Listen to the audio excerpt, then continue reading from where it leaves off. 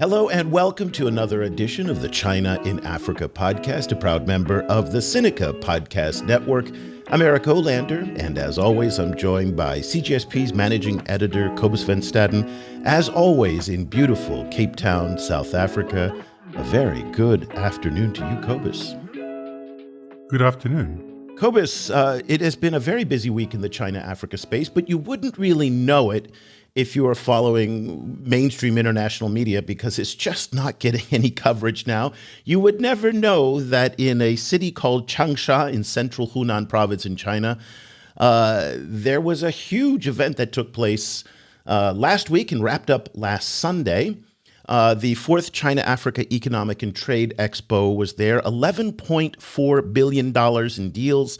According to the organizers, that was a 46% increase in terms of the number of projects and an 11% increase in the value of those deals. This is a very big deal. And Cobus, I think what's so interesting is that it comes at a time when there is a very stark contrast between how the United States is engaging China and how the United States is engaging Africa and how China is engaging Africa.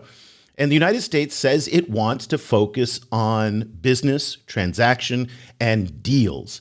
Here we have an example of where billions of dollars of deals were signed in about a week-long period. This is, again, the fourth time they've done this.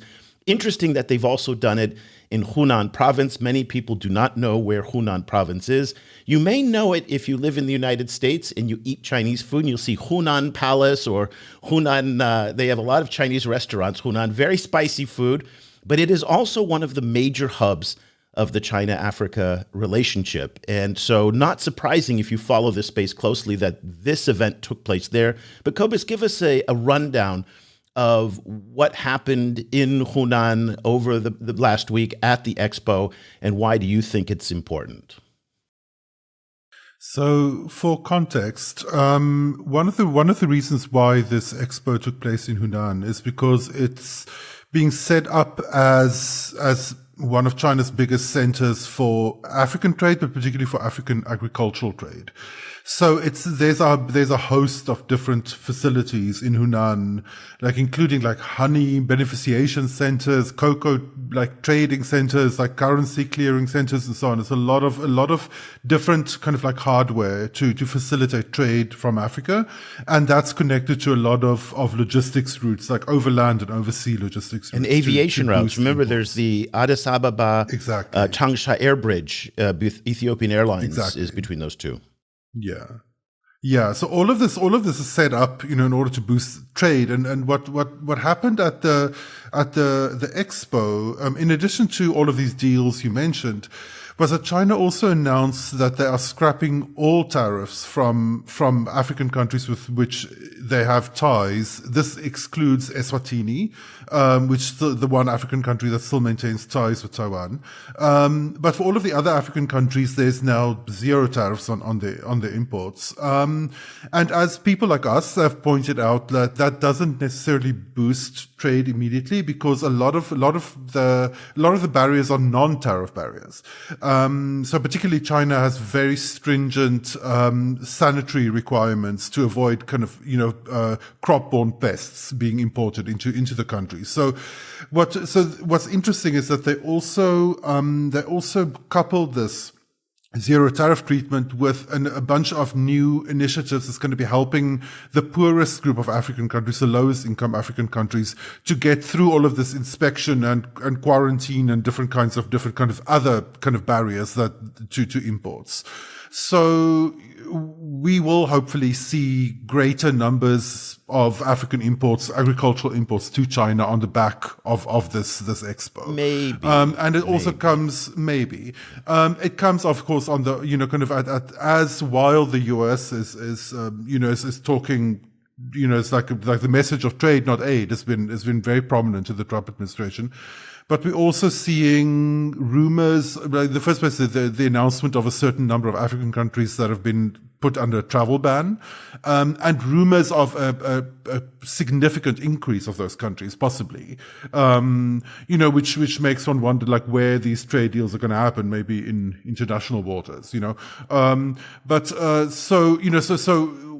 as the US is kind of is squeezing trade, China is presenting itself as this kind of like newly expanded kind of trade partner to Africa. I mean, like this expo, if the United States wants to do anything to facilitate deals, these kinds of expos actually work. So there were 2,100 domestic and foreign companies that were at this expo, 764 exhibitors from 43 African countries. Now, if the United States does in fact go through with some of the rumored, again, it's only rumors right now, rumored travel bans that would include more than a dozen additional African countries, that's going to make it very difficult for them to do this kind of business, which does require a lot of face-to-face engagement. And so it's going to be very interesting. I wrote a column last week when the tariff news came out, and I said the bigger challenge is not tariffs. Remember that 33 African countries already had tariff-free access into the Chinese market. The bigger problem for a lot of African countries exporting to China is, what are you going to sell beyond extractives? So oil, mineral, and timber, the Chinese already buy in pretty large quantities from Africa. The bigger problem is, if you want to move up the value chain, increase the value of those exports, you have to start processing something. And so the question is, what's going to be sold? And does it make sense for a region like Africa that imports $50 billion of food every year and that faces chronic food insecurity in many regions to be exporting food to China in agricultural products? Not sure that makes a lot of sense. So, but we'll keep an eye on it. Big event in Changsha. I highly recommend that you take some time to read up on what happened, particularly if you're following U.S.-Africa policy, because in many ways, as I've said over and over on this show, the new U.S. policy looks a lot like the old China policy, which again was very transactional and very deal-based, and there is no better example than what happened in Changsha.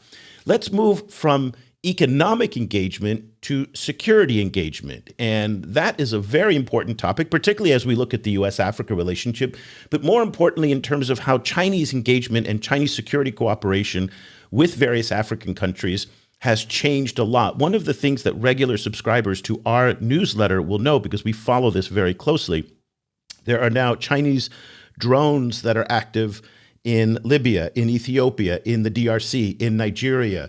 The Chinese weapons manufacturer Norinco just signed a manufacturing deal to produce ammunition in Nigeria. We're seeing weapons sales across the continent increase. In fact, CIPRI, which is the Swedish nonprofit that follows international weapons sales around the world, now lists China as the largest arms provider to Africa. But that's not the only aspect of Chinese security engagement with Africa. It's happening in training. It's happening with, obviously there's the Djibouti base. And so it's a very hot and interesting topic to look at right now. And that's why we were fascinated when our old friend of the show, Paul Nantulya, who's a research associate at the Africa Center for Strategic Studies, wrote a new article, China Widening Its Influence in Africa Through Expanded Security Arrangements. We were eager to get him on the show to talk about this. And he was gracious enough to join us very early in the morning in D.C. So a very good morning to you, Paul, and welcome back to the program. Good morning, Eric. It's a pleasure to be back on the show. And good morning, Cobus. I'm very jealous. I would love to be in sunny Cape Town. I lived there for many years. Well, is Cape Town that sunny these Cape days? Town is pretty cloudy at the moment.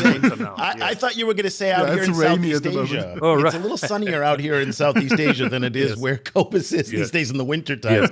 Yes. But you got to like humidity if you want to come out here. So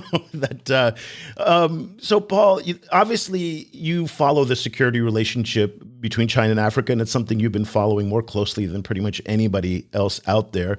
You've been following it for as long as we've known each other, which is now going into our second decade. Talk to me a little bit about what's new, what's changing. We've heard about trainings. We obviously have the base in Djibouti. We've got the weapon sales. Talk to us a little bit about what's changing now. And you're talking about this widening influence. What's the evolution? Right. So, it's defense institution building, defense relations, military cooperation has always been an element of Chinese engagement in Africa. I think there was a bit of a transition from the 1950s and 60s, when China was mostly involved in training African freedom liberation movements. I mean, if the figures, those that have covered this period of Chinese engagement in Africa, put the figure at about 10 to 11,000 African guerrillas from different movements. Many of them are still in power, received training in the People's Republic of China. But then at the same time, China deployed quite a number of military trainers, advisors to the African continent to provide this training on the ground as well. Right. So that, in a way, was a form of security assistance, quote unquote. This was really dominant. And then after these countries became independent, the strategy changed to helping them build national armies and the military academies, a lot of them which have historical relationships with different African countries. It's quite interesting to see that different countries have historical relationships with different types of Chinese military institutions. So Army Command College in Nanjing, for instance, has a very special relationship with Namibia, with Mozambique, with countries like South Africa. Dalian Naval Academy has a very, very special relationship with Tanzania. They've been training the Tanzanian military since the 1960s and so on, right? So these so it's very granular in terms of the relationships that African countries have built. But right now it's much bigger because I was going to say, help us understand what's currently happening. Yes, it's much bigger because since 2012, 2013, 2014, the Chinese have been training more African senior officers than all the other industrialized countries combined. So you're talking of it's quite a big number. You're talking of 1,000. I mean, the peak of it was 2,000 officers plus. They've been able to sustain that. It dropped during COVID, so this in-person training was all but suspended. And then what the Chinese were doing was basically these virtual workshops and stuff like that with different African militaries. But that picked up. I mean, if you look at the roadmap, the current roadmap of FOCAC that came out of the FOCAC summit of last year, it's now gone up. So they're thinking they've come up with a plan to train 6,500 over the next 3 years. 6,500, that is senior officers, but then also the early career officers and junior officers. And we saw that in Beijing about a month ago. Over 100 rising officers from over 40 African countries went on a 10-day familiarization tour in China. They went to the different provinces, they went to the different schools. It was a huge marketing endeavor, and China was basically sending a signal that they want to go lower down the rungs, to begin targeting enlisted junior officers and so on, to develop those sorts of relationships with them going forward. So this has become a major piece of the military to military relationship. Of course, earlier in the show, you mentioned the activities of Norinco and Polytechnologies in helping African countries develop defense industries. This is something that was not very prominent, but it's now become very, very a very key component of Chinese military engagement. The Algerians and the Chinese are collaborating on a submarine manufacturing. The Ugandans are doing it with unmanned aerial vehicles and so on. You've got similar programs in Tanzania, in Sudan. So defense institution building has become a key piece of it, in addition to the weapon sales. I mean, initially it was small arms and light weapons, but now you're looking at things like infantry fighting vehicles, you're looking at tanks, you're looking at advanced missile surface systems, air missiles, frigates, the whole range of things. A whole range. I mean, Namibia recently took delivery of major military transports, which are still in service in the PLA. We didn't see this before. Initially, I mean, African countries were basically importing products from China that were approved for export. These were export versions. And most of that equipment was not in service in the PLA. But now, over the last 5 years, you're now starting to see African countries acquire capabilities that are in service in the PLA. This is something that that hasn't really received a lot of attention policy-wise and also in the media. But I think it represents a major shift in Chinese military engagement in Africa. So, to put that in a global context, we've also obviously seen a lot of discussion in, following the conflict in between India and Pakistan about the use of Chinese weapons in that conflict, and with it, the increasing kind of discussion about the possible sales of upcoming, as you say, like new and operational kind of like equipment, that are currently being used by the PLA to other kind of countries. So what has changed? Are we seeing the result of a shift in policy and approach within China? And is that coming from the PLA? Is it coming from the parties? Is it coming from the arms industry? Like how are those different actors working together in relation to this shift? Yes, a huge part of it is coming from the defense companies, right? So the Norinco and I mean, they're not just looking at the bottom line. They're also taking serious political directives from the Central Military Commission, which of course is a party structure, and also the Ministry of Defense. So image becomes very important, reputation becomes very important, because the Chinese have been very, very attentive to the criticism that many African countries have, concerning the durability of the defense packages, right, that they're getting from the PRC. So we've seen, for instance, the Nigerians, right? So Norinco has had a multi-year strategic defense package with Nigeria, right, which is aimed at helping them combat the Boko Haram insurgency. But there have been complaints about the durability of some of this weaponry, such as the attack helicopters and so on. So this is being worked into the system in Beijing. And particularly after Russia was kind of edged out due to the sanctions and the constraints in terms of access to African countries for export credits from Russian defense companies, the Chinese have shown, that they're paying much, much closer attention to the durability of the durability of their systems and stuff like that. So this is the reason why you're starting to see that kind of shift. I mean, the Y9 platform, right, that I mentioned earlier, that the Namibians acquired, and which the Nigerians are also thinking of acquiring. This is something that would not. I mean, even 5 years ago. I mean, this is not where the Chinese defense industries were. So they're taking a lot of heavy sort of political directives, right, from the party. A lot of it is being looked at in terms of China's diplomatic prestige, because if your weaponry is breaking down in the field, that's not a very good look for a military that wants to increasingly be seen as a military that that has global interest and which is just as capable as, for instance, the UK military or the US military, for instance.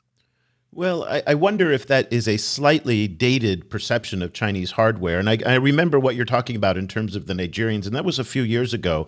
What we saw in Pakistan was the importance of a total ecosystem where data interacted with ground stations, interacted with AWACS, interacted with J-10 fighter jets, and everything was cohesive. And I think because of the role that data now plays in terms of battlefield logistics, much more important, and it's more difficult now for countries to assemble kits from 5 countries, 6 countries, and put them together, because the interoperability for data is going to be much more difficult. So the Chinese are probably going to start coming to African countries much the same way they did with Huawei, where you have in smaller countries, they don't have a lot of diversity in their 5G stack. They take all Huawei.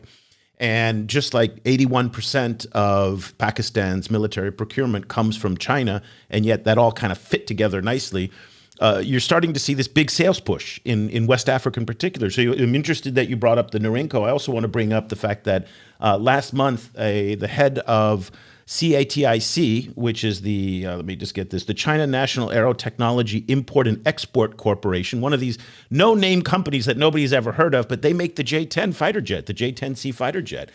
They are a full-service arms procurement company, and they were with the Ghanaian Navy.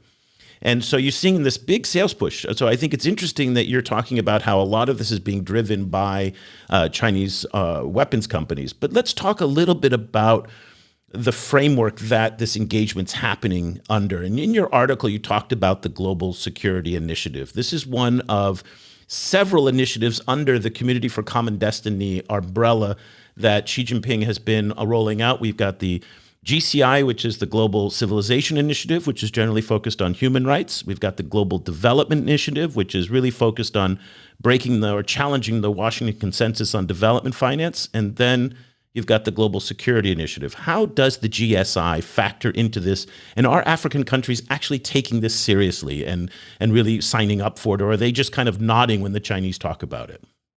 Well, the GSI is one of those, typical, typical in, very, very typical of the Chinese government. One, there's this push, and which is a long-standing push, to kind of shape global norms, to create new global institutions, led by China, but with Chinese partners and so on, to kind of reshape in different aspects the global architecture, global conversations, global debates in terms of security, what constitutes security, and so on. There's a sense that that's what great powers do, and given this China's self-identification as an aspiring great power, there's a sense within the MOD in China, within the Ministry of Defense and the Central Military Commission, that China should be in a position to influence global security debates, concepts on peacekeeping operations, peace enforcement operations, and that sort of thing. So quite a bit of headway has been made in this regard, initially on the academic side. So if you look at the Chinese National Defense University, they have a Center for Defense Studies that coordinates numerous exchanges with professional military education institutions in different parts of the continent, different parts of Asia, Latin America, and so on, where they bring these people together to actually talk about what we're talking about today, which is to what end? How do we view? What do Africans get out of it, though? I mean, what's the point for? I mean, I see for the Chinese side wanting to reconfigure the global security infrastructure away from the U.S., but what does Kenya or Senegal get out of it? Right, it's part of a total package. It's part of a total package, because if you're looking for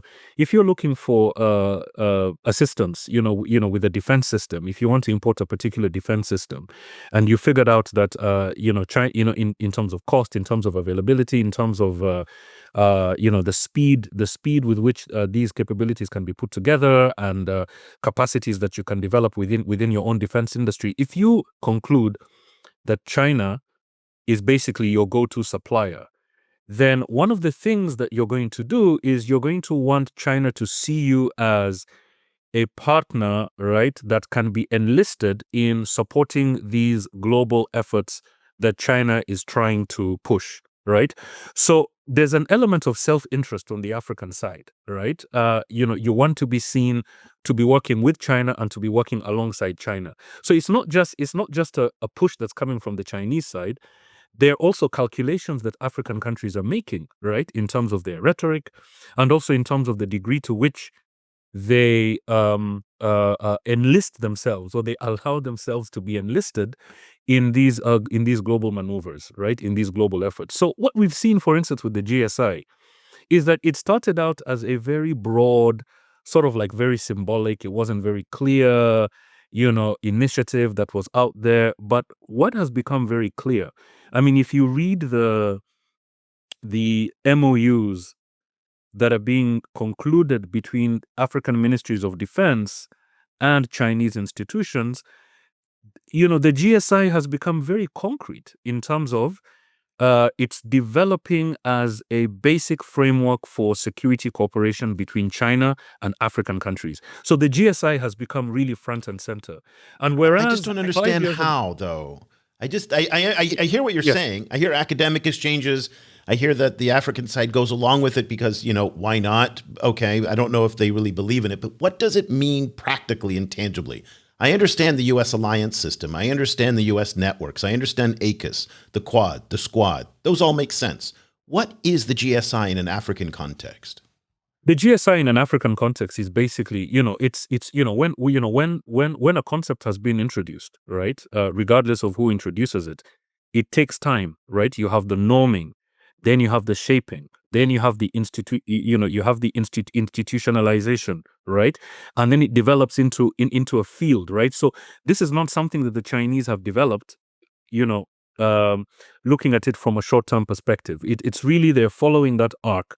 You're introducing a concept, you're socializing it. It becomes part of your professional military education. It becomes part of your curriculum, and then it also becomes part of the kind of sales that you're undertaking. Right? Remember that China is not selling the same things to all these 53 different African countries, right? Some of them with some of it is maritime oriented. If you look at what's happening with the Gulf of Guinea, for instance, right? There is a separate defense dialogue between China and Gulf of Guinea commanders, naval commanders, and so on, right? Which is completely separate from what the China Africa Peace and Security Forum is doing, for instance, with Southern African militaries, right? So you're looking at all these different components, which are basically different pieces of what China is trying to build, and as the global security initiative, which is trying to basically distinguish Chinese assistance and Chinese defense engagements from the defense engagements that the United States, United Kingdom, and other countries have been doing on the African continent. So when we think GSI, we need to think of it from a long-term perspective in mind. Yeah, Cobus, this is something you've been talking about for a number of years, about the power of norm setting. And we have to remember that it took the United States probably 10, 15 years after the end of World War II to really establish these norms. So we're still in the early stages of what the Chinese are trying to do with the GSI, GCI, GDI initiatives. So interesting what Paul's saying, but I'd be curious to get your take on this, Cobus. I'm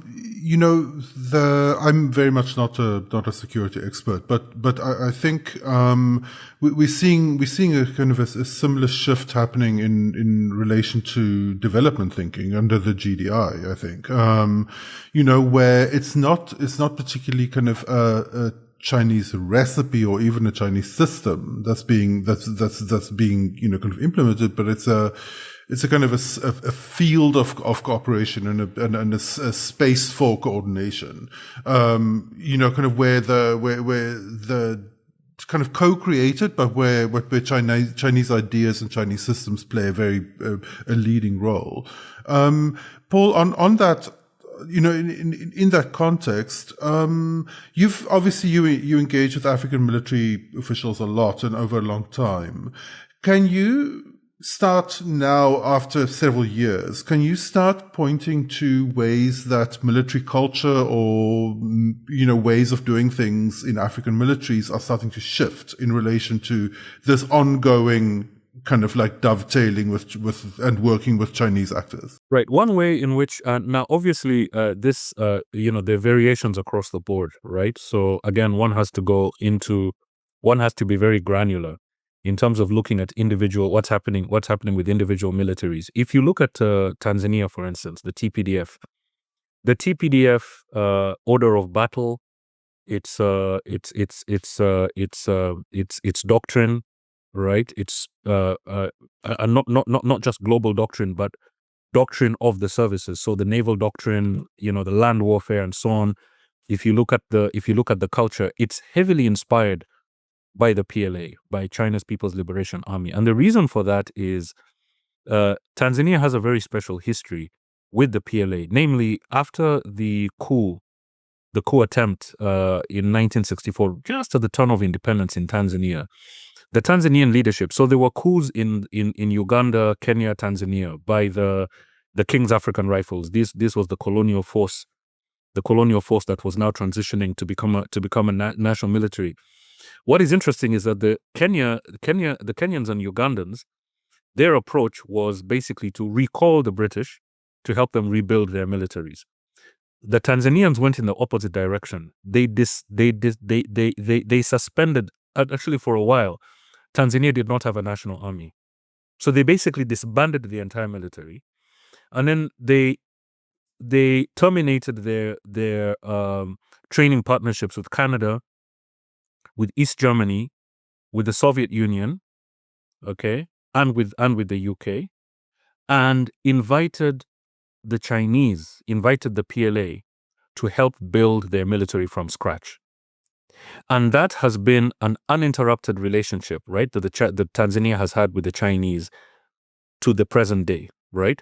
So when you look at countries like Tanzania, it's very distinct when you look at the military, when you look at how it conducts itself and so on. There's heavy Chinese influence.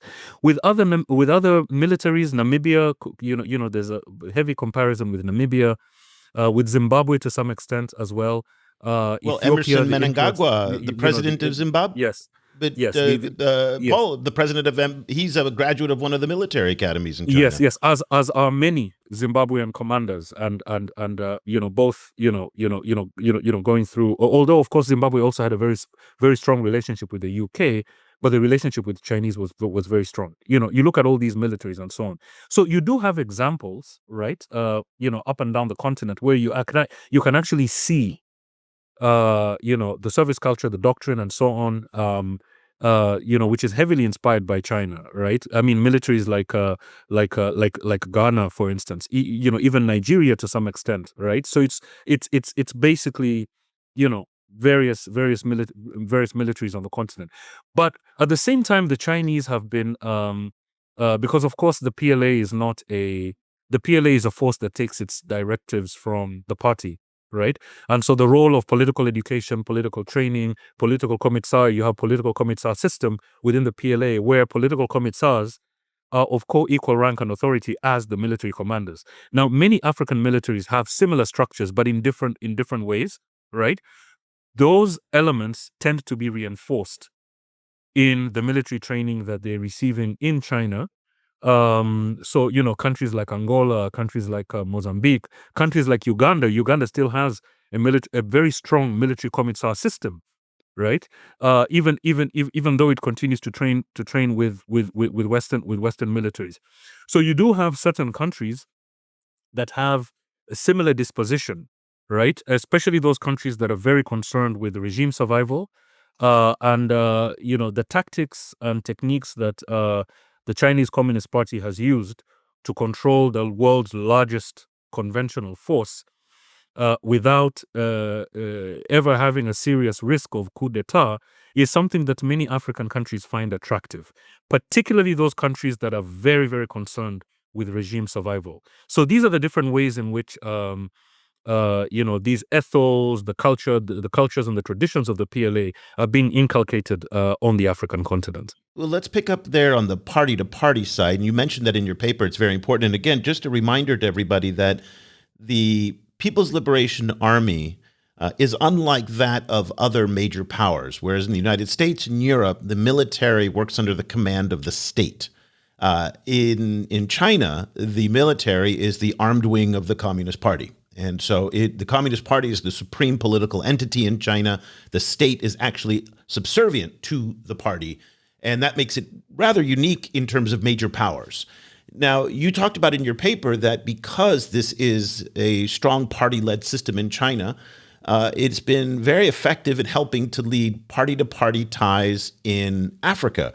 And I think it's important to distinguish between both incumbent parties, but also those that are out of power as well. And the Chinese have been very effective at fostering relations with all sorts of different parties. I just want to bring up a point that you and I were talking about many years ago, the Ethiopian Civil War. And we were talking about the Tigray People's Liberation Front, the TPLF. And one of the observations you made was that a lot of the commanders there were trained in China too, which is really amazing that it's happening on all sides, that they have this very deep relationship with various factions and parties and whatnot. How does the PLA's party relationship and party, structure impact its party relations in China, in Africa? No, that is very interesting. I mean, I've talked to quite a number of back in the day and so on, folks from the TPLF on the military side, on the political side. Not only was China a very important reference point, a lot of them speak very good Chinese. All right. And this is something, Ethiopia is one of those countries that really understudied the Chinese system, both in terms of political economy. They were also students of China's reform and opening up, right? To try and figure, how you move from a centralized system to a system where the party still is firmly in place, but then you're opening up, you're privatizing and so on. Ethiopia was a very serious, they made a very, very serious effort to systematically study this system and adapt it to their circumstance. Tanzania did something similar. It's very interesting. Kenya is also one of those countries that has really, really, increased its outreach, to the PLA and to other places. But look, when you look at the PLA and when you look at the course offerings, right? These African officers that train in Chinese military institutions. Number one, the PLA has got hundreds of its own political front organizations, right? Hundreds of them, and many of them are involved in professional military education and training. Some of them even are part of the directing staff in these various institutions, right? So the political content, the political and ideological content it runs through the entire training experience within the PLA. So that's one element. The other element is every Chinese military institution, Chinese professional military education institution, is going to be it's basically by they've got a dual structure. So you have the military education and training, right? Military skills, military hardware, so on, military doctrine, and so on, right? Then you have the political side, right? So every academy is going to have a political academy, right? So you're going to have a political school at the National Defense University. You're going to have a political school at the Army Command College, Nanjing, Dalian Naval Academy, and so on, the Shandong, military institute. You're going to have political schools, the Academy of Military Science, right? So when these African officers partake of that, right, that aspect of it in terms of how politics and the military interact and how the CCP and the PLA interact, that symbiotic relationship between the PLA and the CCP, it runs through the entire system. And you do have African officers, right? Every time you look at the Pudong, for instance, the college, it was a political school in Shanghai that has now become sort of like it's trying to model itself around the Kennedy School of Government and stuff like that, but it's essentially a political college.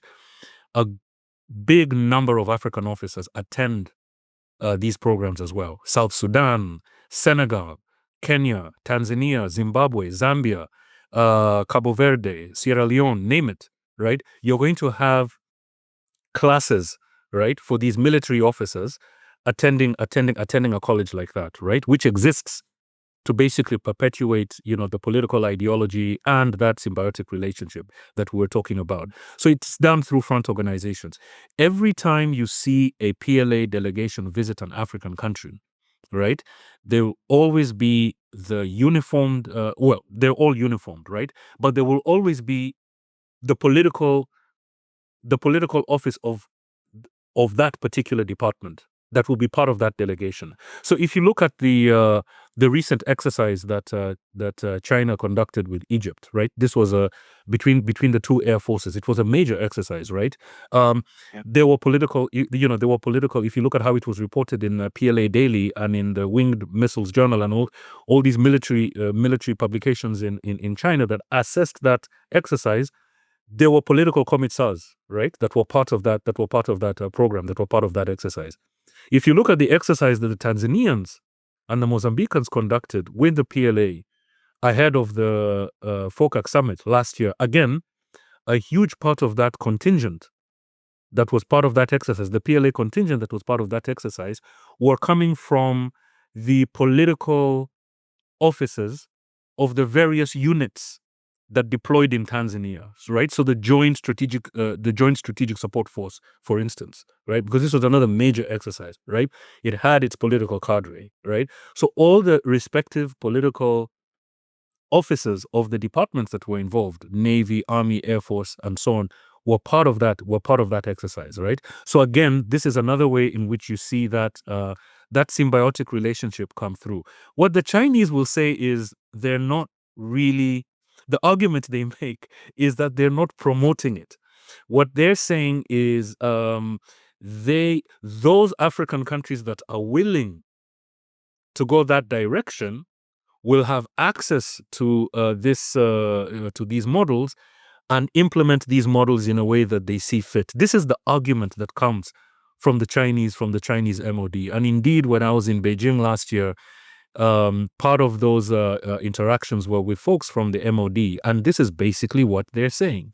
They say that, look, we're not imposing anything, but those countries that are willing, those countries that have that history and which believe that this symbiotic relationship between a ruling party and a military, those that think of that as being important, they will have an opportunity to kind of look at what China is doing and to see if they can adapt it to their own experience. So that's the argument that comes from the Chinese side. So yeah. Just a very, very kind of a high level question. Are you starting to see a net effect on peace and security in Africa around this? Because, kind of like we cover this stuff not nearly as closely as you do, but like, kind of we do kind of like pick up on, like Algeria is buying a lot of weapons. Kind of there's a lot of like new weapons manufacturing happening in Africa.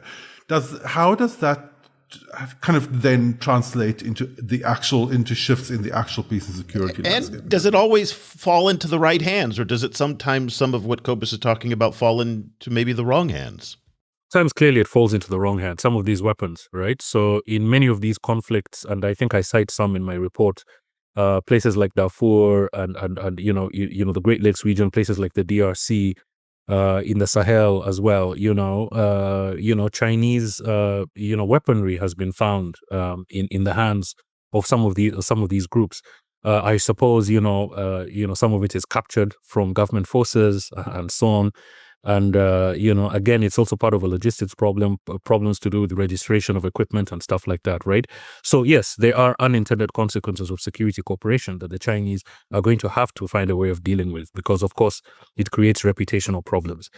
But over and above that, I think what to get to Cobus's question, which is a great question, you do have, we're starting to see an alignment between African countries' security, the threats that African countries feel they're facing, and the type of equipment they're getting from the Chinese, right? So with Nigeria, for instance, the Norinco supplies to Nigeria have been oriented towards counterinsurgency operations, right?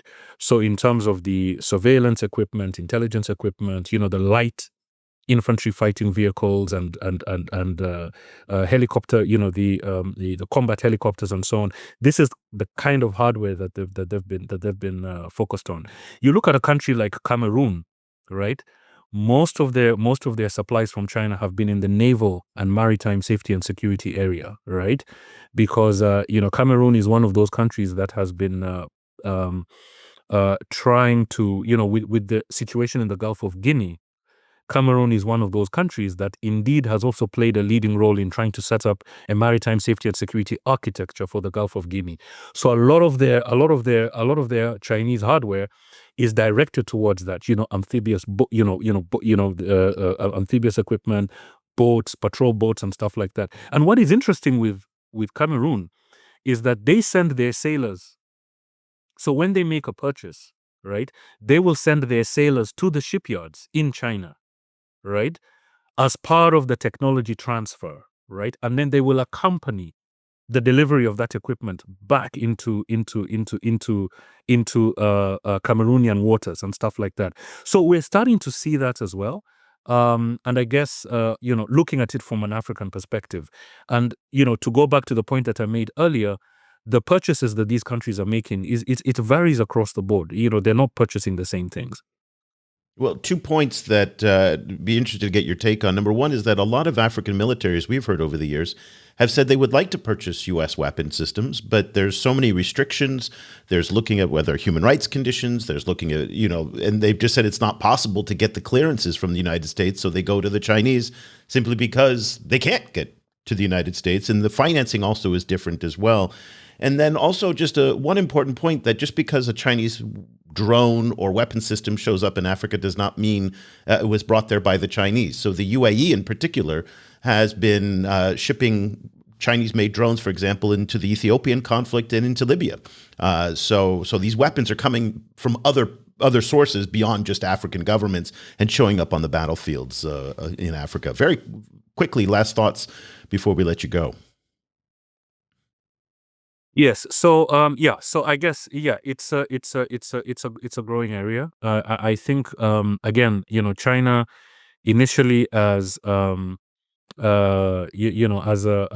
as a port of second call is really becoming a port of first call, in the sense that again, the export controls are less stringent. The equipment, even the advanced equipment, is still relatively more affordable, right? And then they have flexible, repayment systems and stuff like that, right? So it comes with that, and in as much as you continue to hear complaints about the quality of the equipment, affordability, cost, and the less the political conditionalities are not as stringent. China has been able to position itself. But having said that, one of the things that we find is even on the professional military education side, African officers generally consider, for instance, U.S. professional military education to be much more rigorous, to be more analytically sound. They have an opportunity, for instance, in class to challenge their professors and stuff like that. And it's seen qualifications, a UK qualification, a US qualification, takes one's career a very, very long way, even after retirement, right? However, the Chinese are offering, just to quote one director of training of an African military that I interviewed for the study that I put out on this topic about a year ago or so, they're basically saying, look, we want to send our best and brightest to the United States, to the UK, and to other places, New Zealand and so on. But if somebody shows up from the Army Command College Nanjing and is giving me 150 slots over the next 18 months, that's where we're going to send our people, because there's a need for training and there's a need with for free airfare probably too thrown in. Yes. So again, quality, quantity. So it's a balance that a lot of African countries are trying to exploit, to their own advantage. Yeah. The article is China widening its influence in Africa through expanded security arrangements. We've got a link to it in the show notes. It's really essential to read this right now, as it's a nice parallel and a companion to what we've been talking about on the economic side, where there's a lot of things that are happening that are just not getting covered. And I think Paul really articulates beautifully the depth and breadth of the Chinese security relationships that are showing no signs of slowing down in this era here, despite everything else that's going on in the world today. So, Paul, thank you so much for taking the time to join us this morning. We really appreciate it. It's always fun to have you back on the show. We always learn so much and really appreciate your time. No, likewise. It's always great. I love being on the show, and I love your work. Every morning, it's the first thing I do every morning is to read. Wish we would tell more people. Read we your need daily to get update. the thing out. That's fantastic. And we appreciate that. So really, thank you so much. Thank you, Cobus. I've always privileged and honored, to share panels with you. So thank you so much. That's so lovely. Thank you. You too. Yeah. And Eric, my brother, we will be in touch, and we'll talk soon.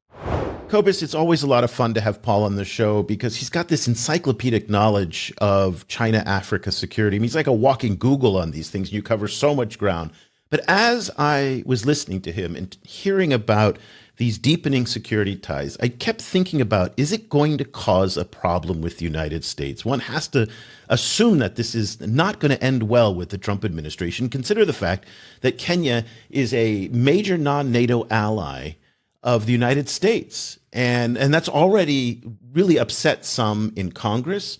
In South Africa, the the three-way naval exercises that South Africa had with Russia and China, not once, but twice, really upset the Americans. And this deep U.S.-Africa security relationship feels like it could potentially be upset or challenged or in other ways just, put in jeopardy if African countries continue to lean heavily into their security ties with China, particularly on things like the Global Security Initiative, which is really intended to challenge the American alliance system. And so I can see why people in Washington would be a little bit perturbed when they see all of this happening there, and they think, okay, well, if that's the way you want to go, but you're not going to be able to rely on us. Yeah, well, I guess China is setting itself up as an alternative source of a bunch of stuff, right? Kind of like of hardware, but also training, but also larger strategic thinking.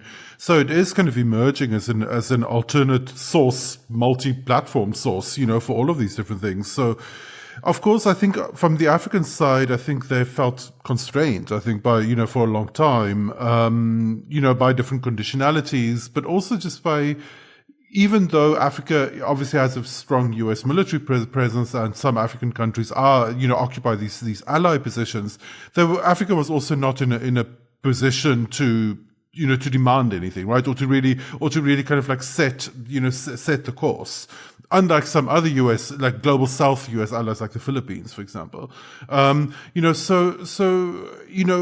think from the African side, they kind of felt that a lot of them felt quite constrained. It would be interesting for me to see how the US reacts, but at the same time, I think the US is also is facing a lot of challenges on a lot of fronts at once, and Africa isn't the most prominent of those fronts. So I can well also imagine that these kind of developments may well kind of fall off the table in DC and not particularly be part of the discussion there.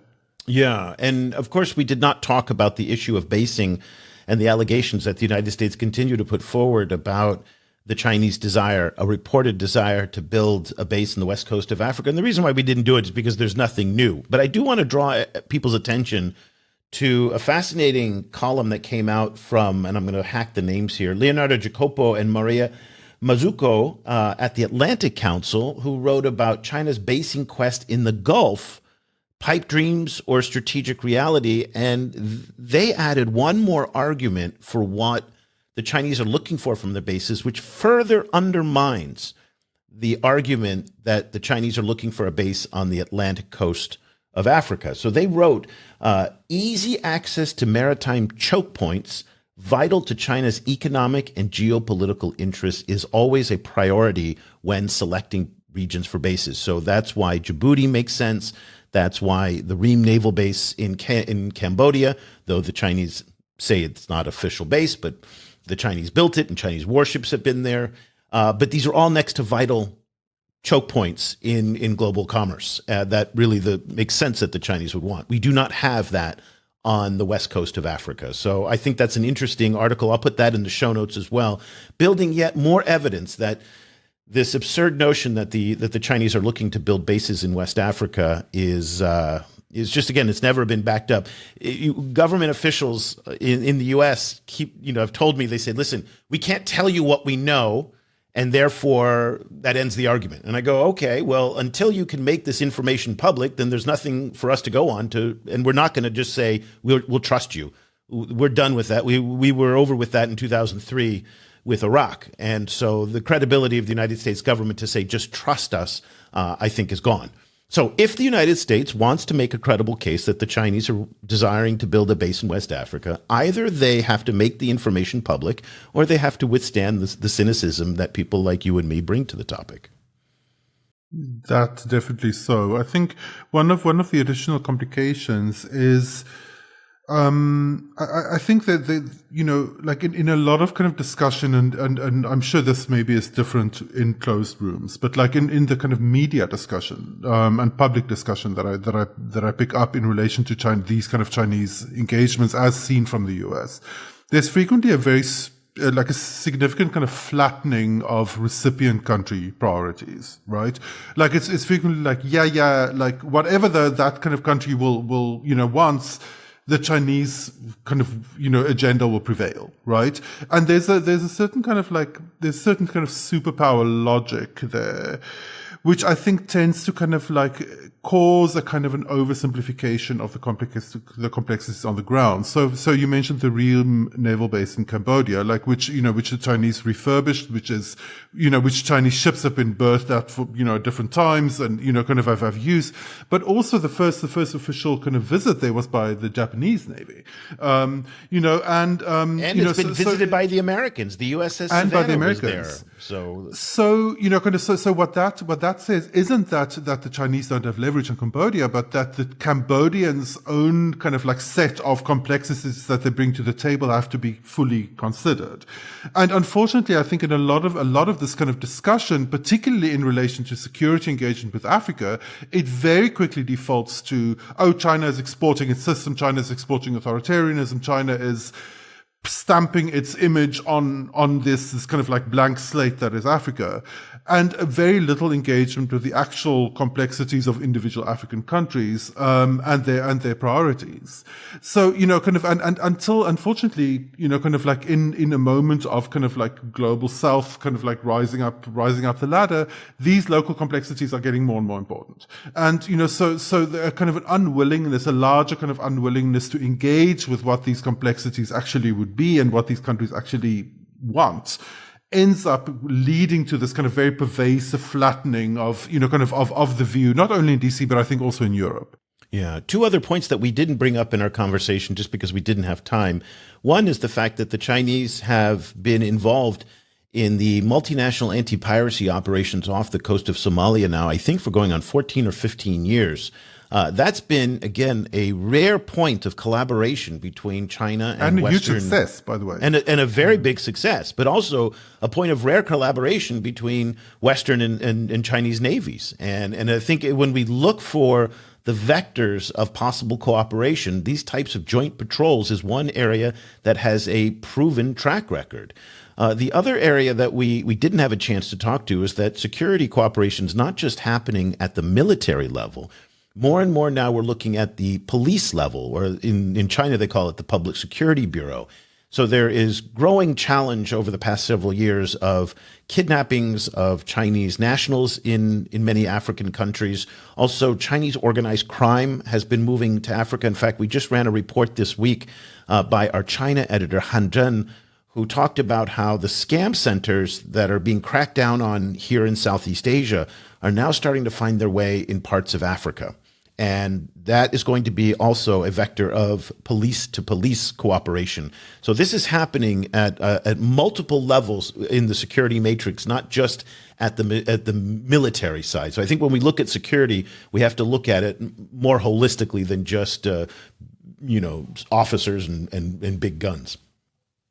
Absolutely, and this is a space where I, kind of just having spent time in this discussion, I can immediately see how Western framings of that of this cooperation will be painted very, very somberly. And will, while I think among many African publics, a lot of that will actually play relatively positively because the thing is the level of public safety in China, the way that,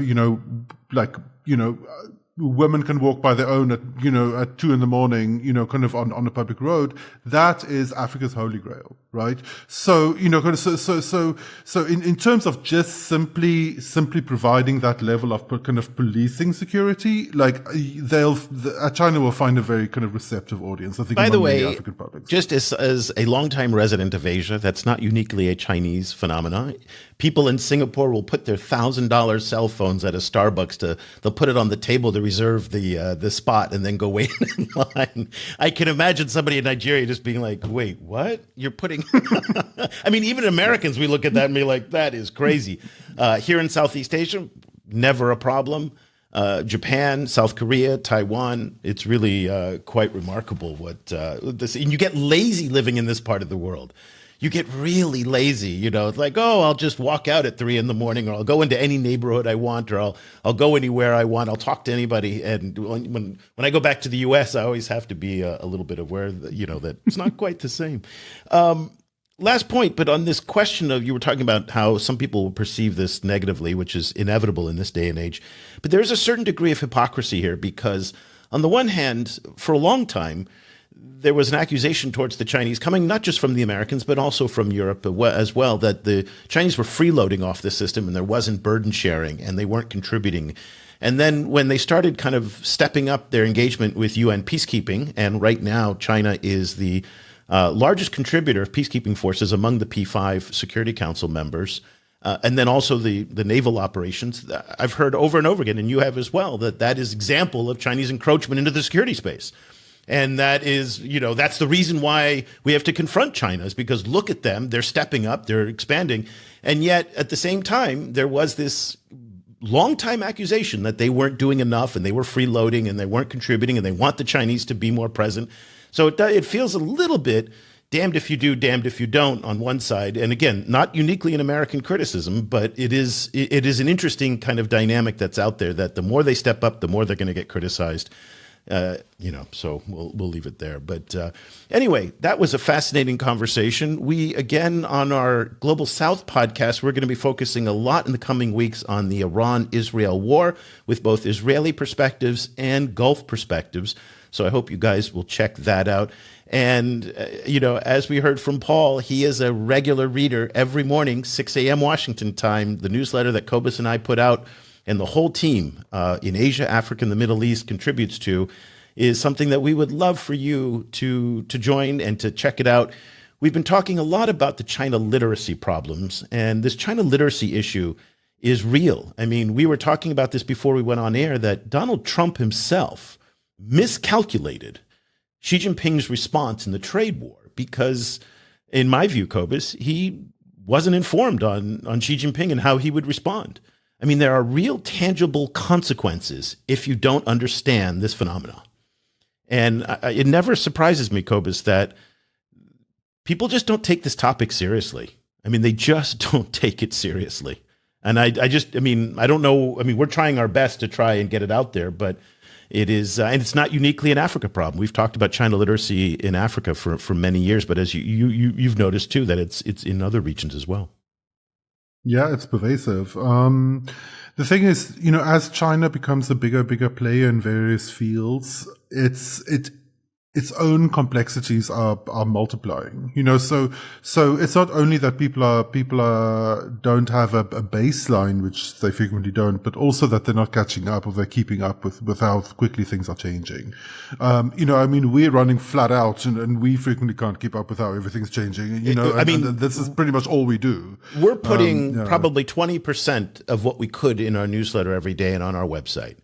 And if we had a team that was, 10 times larger, we'd be able to keep up. So, and again, we have a larger team around the world looking at this than most governments do, dedicated to what China's doing in the global south, and even the large major governments. I mean, I am blown away that in every major European capital except one, for the most part, there's not a dedicated team with China specialists looking at different parts of the world. Baffles me. Just baffles me.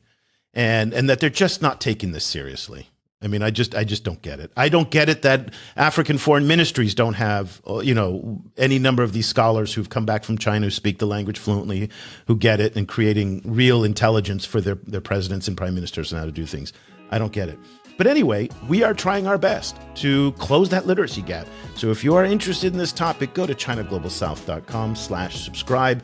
If you are a student or teacher, email me, eric@ChinaGlobalSouth.com, and I will send you half-off links so that you can join our growing community of readers around the world. So including Paul in Washington. So for this edition of the show, Cobus and I will be back again next week with another episode of the China in Africa podcast. For Cobus van Staden in Cape Town, I'm Eric Olander. Thank you so much for listening and for watching.